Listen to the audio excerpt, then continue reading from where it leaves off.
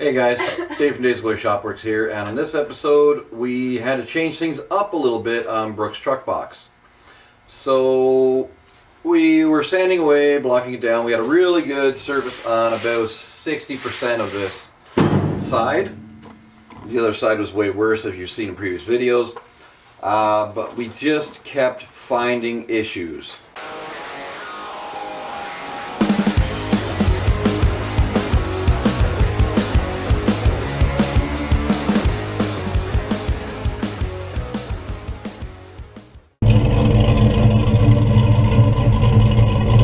Went ahead, and if some of you would see in the video, there was a puncture here, so we welded that over, and the puncture's gone, and it's curved decent. But when I was cleaning the metal around, I ran into more filler, and it was from about here over to here, and it was deep. Like, there's a dent right there. So we already had filler work we had to put here. We had a big pile of filler here, and there was multiple other places. So we ended up just saying screw it and hit it with the flap discs. Took our time, stripped down 4 layers of paint and 4 layers of primer, I think. Like I said, you guys saw it, it looked like a gobstopper. So both sides are now cleaned up totally,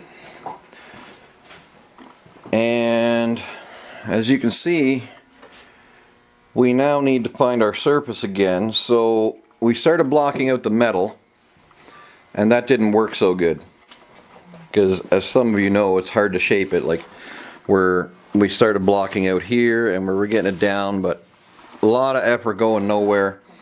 So what we're going to do is we're going to give it a complete super thin skim coat of filler, just to fill in like the little grinding marks and edges and stuff, and to give us a spot that we can start finding a nice level for it. So to do that though, because this is bare metal and we don't want any rust to come through that we might not have gotten the pits out of, there's always little bits, what we're going to do is we are going to spray on, and I've used this stuff a lot, POR15 metal prep, and I mean, this stuff works. It preserves, it does a very good job. It creates a nice little barrier for rust to not come back, and as I said, I used it in the past. It's great. So we picked up a couple of dollar store squirt bottles, and we are going to go through the process of putting this stuff on. So it's pretty basic and simple if you follow the instructions. All you have to do is let the camera focus a little bit, which it won't. Anyway, long story short, we have to soak it down and let it sit for about 20 minutes. 10 to 20 minutes it says on bare metal. Half an hour on actual rusted surfaces. We have a couple of rusted surfaces on the corners of the front of the cab, or the front of the box, but other than that, we'll be alright. So we're going to get to it, get this on. Once it's gone and stayed wet is the important part for 20 minutes. Then we have to rinse it with water and dry the box off, and we can just let it set for a while before we put our filler on. So like, if this thing gets in my eyes, is that terrible? I wouldn't recommend squirting it in your face, no. Well, like, I mean, like, a little bit of, like, you know, misting. It'll be fine.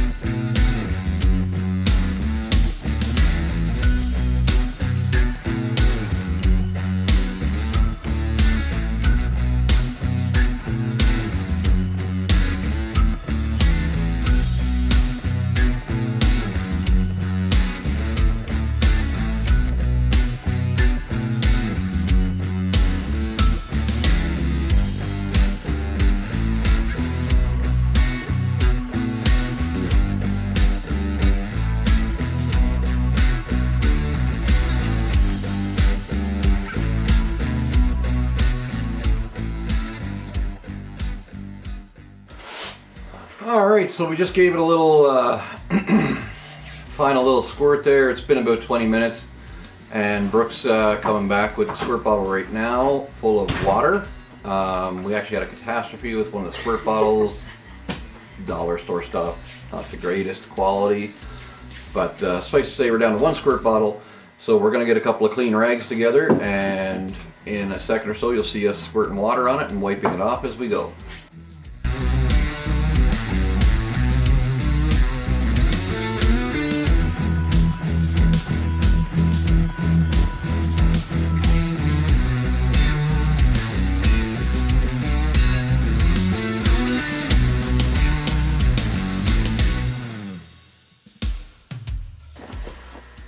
Alright guys, so that's where we're at. It's all metal prepped, it's all rinsed off, and it's drying. You wipe off most of the water, pretty much all of it. I mean, you can't get all the water out, it's got to air dry a little. So we got the heat turned up in the garage, and we will let it set for another 15-20 minutes or so, and then we're ready to go right to filler. And once we get that first skim coat on the upper half of the truck box, then we can sit back, let that cure, and start blocking it down and find our level. Alright guys, so here is our truck box. You can see, maybe due to the lighting, there's a nice kind of a chalky sheen to it, and that is exactly what we want. That means the whole side has kind of a zinc coating on it. And with that zinc coating, we are safe to put filler on. It's completely dry. I've checked all the nooks and crannies, and so I haven't used my filler board in a while. So we got to do a quick little bit of cleanup on it and start with the filler.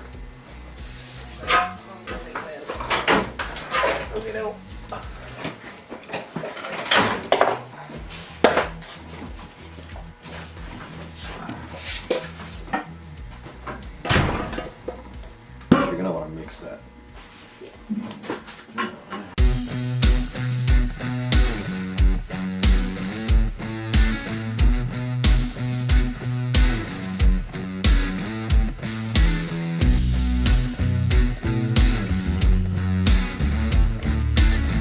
So while Brooke is mixing up the filler, I am going to give a little cleaning to my filler board. I always like to just sand it to get a good smooth surface, and that allows me to work it without getting little edges in it. I don't like the ones with the paper tearaway. They just, one, they're consumable, so you're always going to end up having to replace it at some point, and two, this thing can stay good for years. My dad had one of these, just simple. That's it, literally. A handle screwed to it, lots of surface area to work with, and his was actually built up and built up and built up and built up with filler. He probably had 1.5 inches of filler on it, but he still managed to keep it smooth all the time. He was pretty good at it. Me, I'm not that good.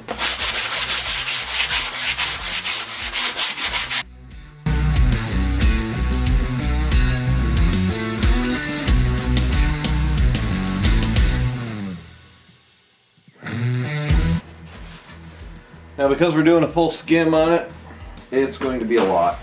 I'm going to mix up about as much as I think I can handle at one shot. Oh, they put the clean hardener on that? Yeah. How much? Not very much at all, especially in wintertime in Alberta. Yeah. You notice how dry it's been lately? Mm-hmm. Well, that dry will help it cure faster. And with the heat on, it's going to cure even faster. Mm. Try and hold it. I was wondering when it turns blue.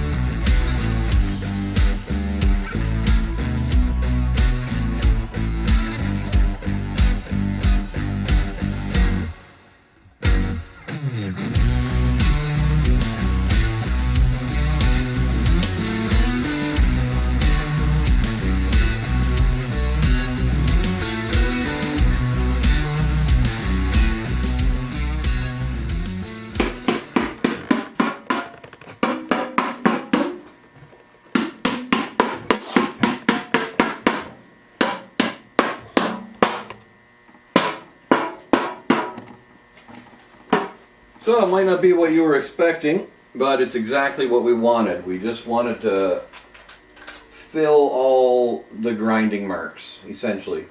And now we can actually take some time, block this down, and find our surface level, which is going to be the most minimal amount of filler on it that we can to find our even plane. And any high spots, if I can reach them, I'll dolly them. If I can't, we'll have to tap them down and make a slight low spot out of them. But that's it in a nutshell. And I don't know, maybe you found this useful. Maybe you found it ludicrously silly. But it's going to work out very well for what we want. I'm not going to do the other side yet because I have to modify the fuel tank filler hose hole. Ooh, that was a mouthful. And that still needs some more MIG welding gas. Haven't picked it up yet. So, anyway, from Dave and Brooke at Dave's Glory Shopworks, thank you all very much, and hope you keep staying tuned for part 4 when we got this side looking like something we would like to paint. Have a good night, guys.